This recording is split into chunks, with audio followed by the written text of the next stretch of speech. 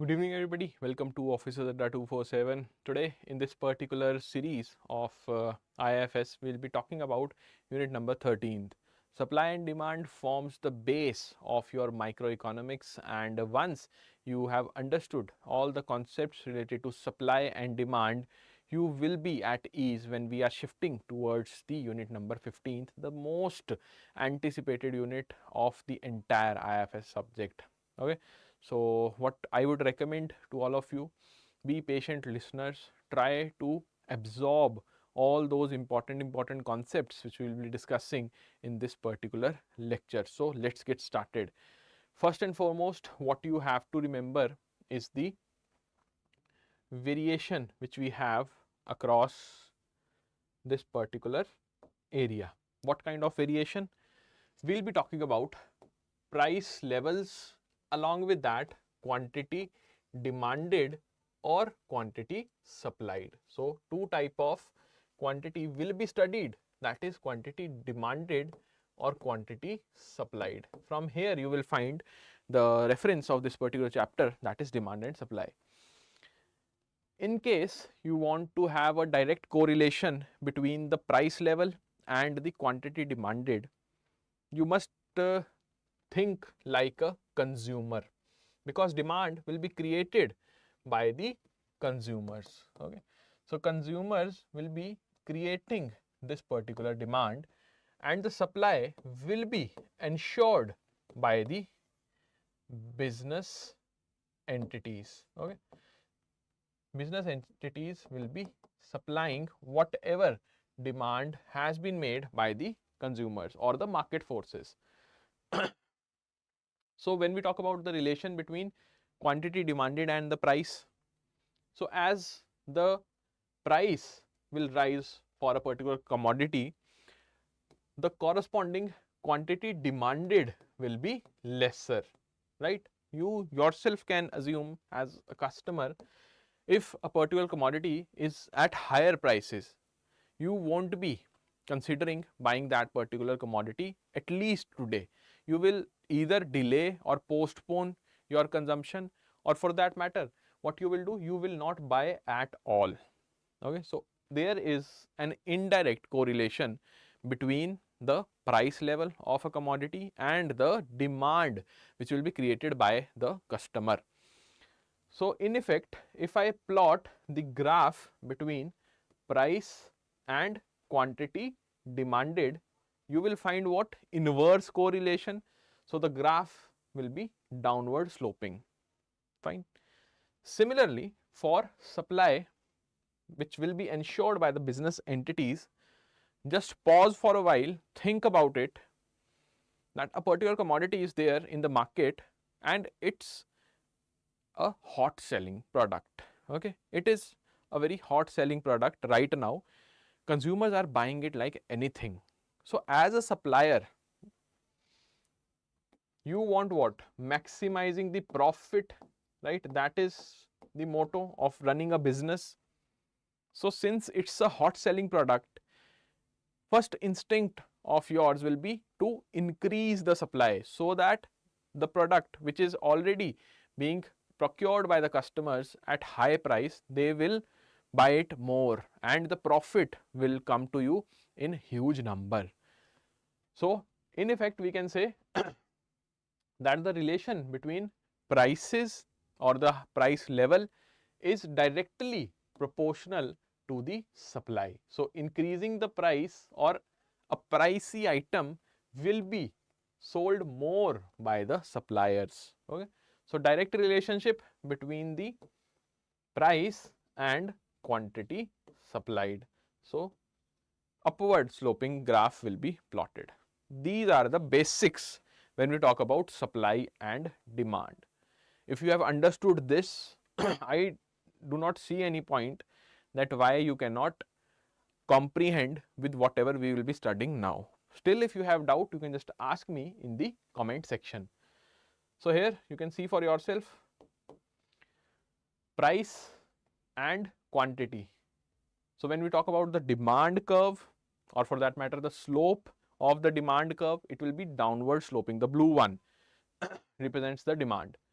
The upward sloping or the direct relationship between supply or the quantity supplied and the price, the red one. And the intersection of these two graphs will be known as equilibrium point, where the suppliers as well as customers have no specific reason to change the price or to ask for the change. No modification is required, neither from your customer end nor from your supplier side. Okay, that is the equilibrium point. So in introduction, if you are through with this concept, directly what is the aim of studying supply and demand, so that you can forecast the price levels, forecast the market demand, forecast the market supply, overall the market mechanism in the future dates. How you will do that? Via price and quantity demanded or quantity supplied. Okay, now one basic concept is there about the market demand. What do we mean by market demand? Simply stated, let's take the example of your hometown. You have n number of shops. Okay, let's suppose shop 1 is for the apparels. Okay, it is selling the apparels along with accessories. So high demand is there, and the demand is being created by various individuals who are buying the items from this particular shop. So I1, the individual one, will be buying, let's suppose, clothing item 1. Then trousers will be bought by individual 2. Individual 3 will buy supposedly a fancy hat, so on till individual n, who is interested in accessories, or for that matter you can say wallet. Next in your vicinity is shop 2, which is specifically for medicines, right? So based on the weather of your state, you can assume that individual 1 will be having, let's suppose, cough.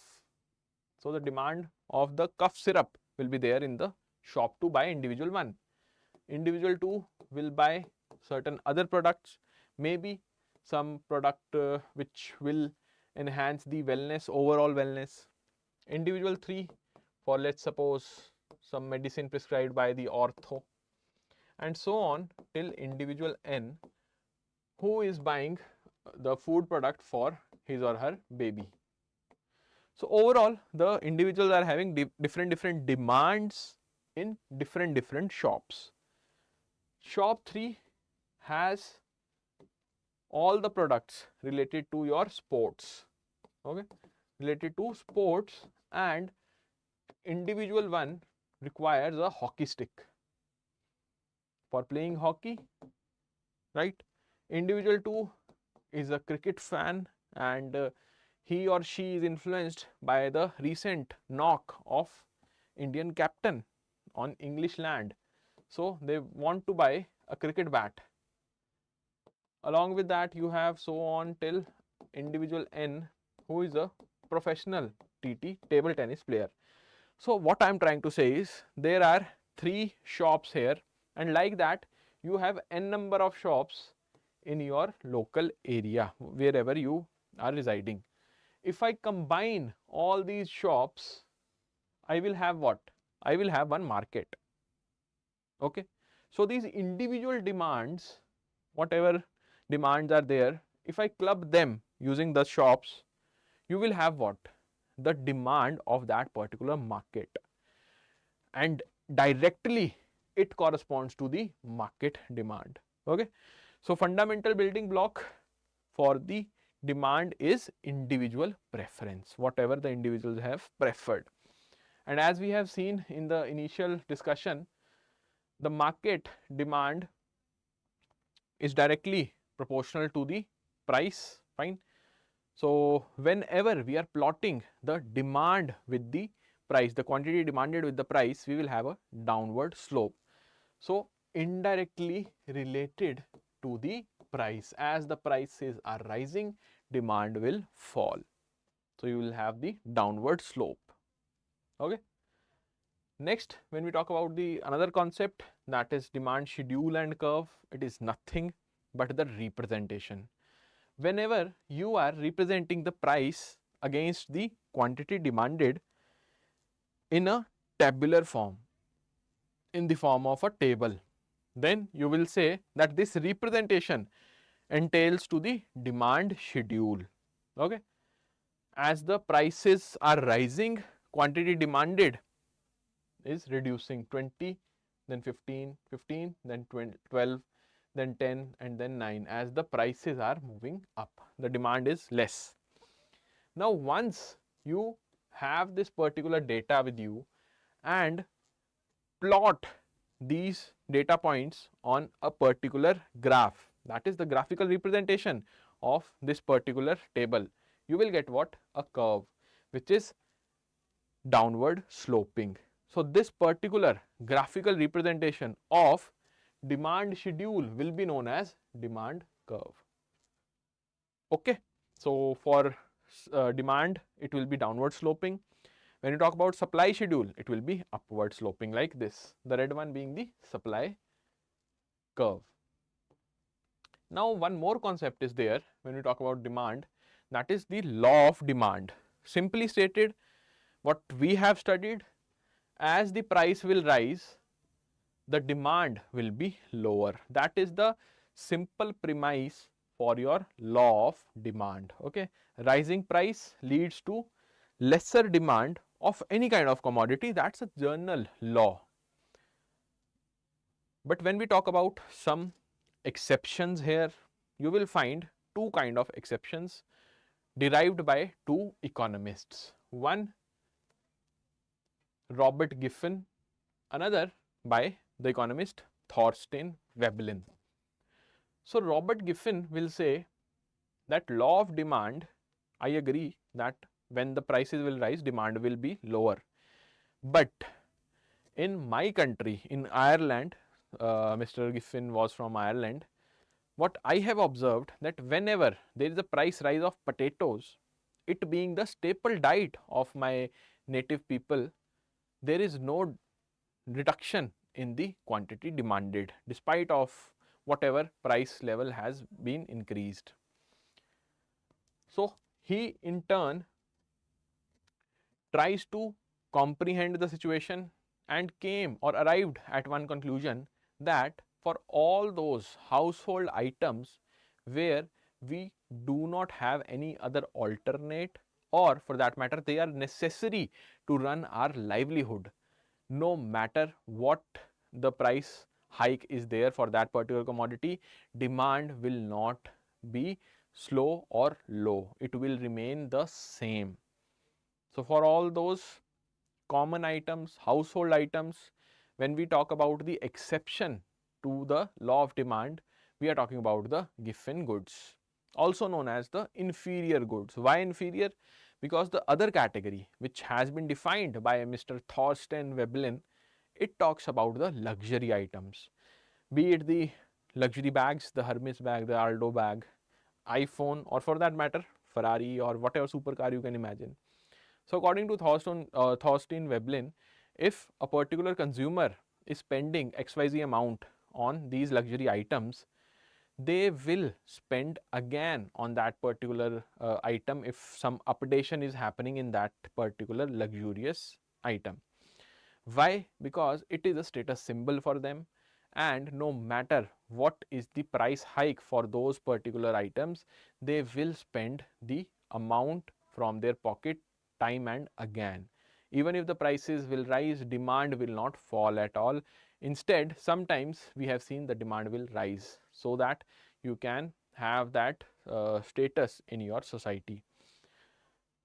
So, when we talk about the inferior goods, Giffen goods, exceptions to the law of demand. When you talk about the luxury items, it is the Veblen goods. Okay. On 4th of May, the IFS exam was held, May 2025, I am telling you.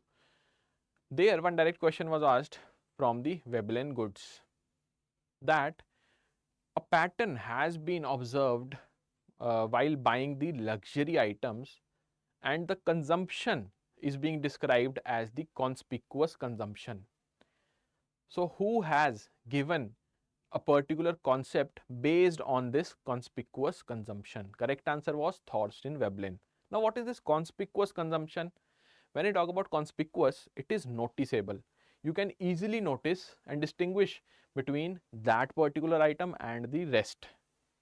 If you are driving a supercar, do you think that it will be in your city with everyone?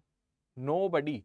Mostly the chances are there that nobody will be having that particular supercar what you are owning right now. So that particular car, that particular commodity will be noticeable, and the consumption of that particular commodity or item is the conspicuous consumption. Okay. So this was it from my side. If you have any kind of doubt, you can just ask me. The question, the simple question, when the price of commodity is raised, buyers tend to buy less of the commodity. This is known as what? Law of diminishing marginal utility, law of supply, law of demand, none of the above. We have just seen with the rise of price, the demand will fall, known as the law of demand. So correct answer will be option B. Okay, so a piece of information for all of you who are preparing on your own right now, but finding it really stressful to manage the job, personal life and the exam preparation, I would highly recommend to seek the professional guidance. Why? Because of the meticulously designed curriculum. Here at Officer Adda 247, we thrive for excellence, and it will be ensured via the success batch, or for that matter increment batch as well. We'll be delivering the online classes to you with a proper structure of lecture delivery. Along with that, you will be getting unit wise mock test, plus you will have the access to all the ebooks for these 4 subjects. All in all, when we talk about this particular batch, it will serve as the one-stop solution for your preparation for the examination, which will be starting from 2nd of November. So since now the time is less than 4 months are left, I would highly recommend to consider the batches which we are offering right now by directly going to the official website, that is Adda 247. Okay, so yes, fine. This was it from my side. If you have any kind of doubt, do let me know in the comment section, and we'll have a discussion regarding that.